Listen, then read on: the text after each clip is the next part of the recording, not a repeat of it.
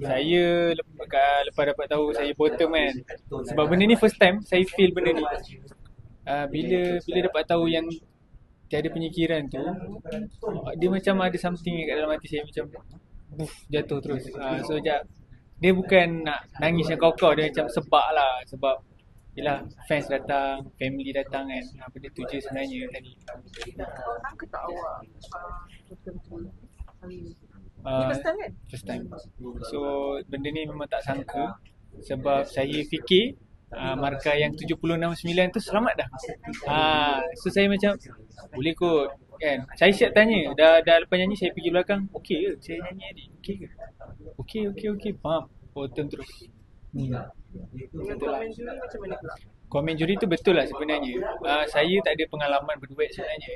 So saya ada satu mindset yang macam tak nak buat salah. Macam tu. Maksudnya apa yang dipelajari dengan hakim kan, saya tak nak buat salah dengan dia lah. Macam tu.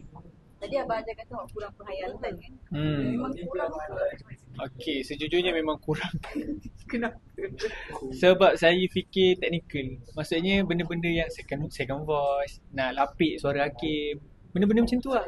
So saya banyak fikir benda tu daripada penghayatan dari jiwa saya sendiri kan. Betul lah benda tu. Lepas tu biasalah saya punya supporter saya kan, dorang letak high expectation dekat saya untuk minggu ni sebab saya berduet dengan idola saya sendiri.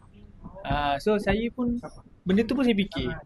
Bila terlampau banyak benda saya fikir, itulah sebabnya saya kat bottom. Maksudnya awak tak nak buat salah depan idola awak macam tu? Kiranya bukan tak nak buat salah lah. Semua untuk semua. Macam tu. Mengecewakan. Betul. Saya tak nak kecewakan orang. Bila Abang Ajar yang minta awak ulang balik aku semua nervous tak sebenarnya? Okay, part yang tu memang nervous lah. Sebab macam mana bila Abang Ajar cakap macam tu, macam saya try buat dua kali juga ulang tadi kan. Sebab saya tak dapat tau jiwa dia tu. Macam tu.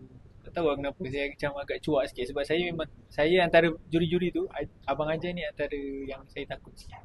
Kenapa? Kenapa takut dengan Abang Ajar? Kenapa takut dengan Abang Ajar Sebab dia betul-betul tak ada main-main punya komen.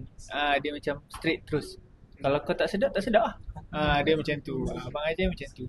Tapi cara dia cakap tu sebenarnya membina. Cuma biasalah saya ni, hati saya macam squishy. So dia macam kita apa lah, next week buat lagi yang baik. Okay, awak lebih suka komen yang straight to the point atau komen berlapik? Saya lebih suka straight to the point lah. Macam Abang Ajar sebenarnya.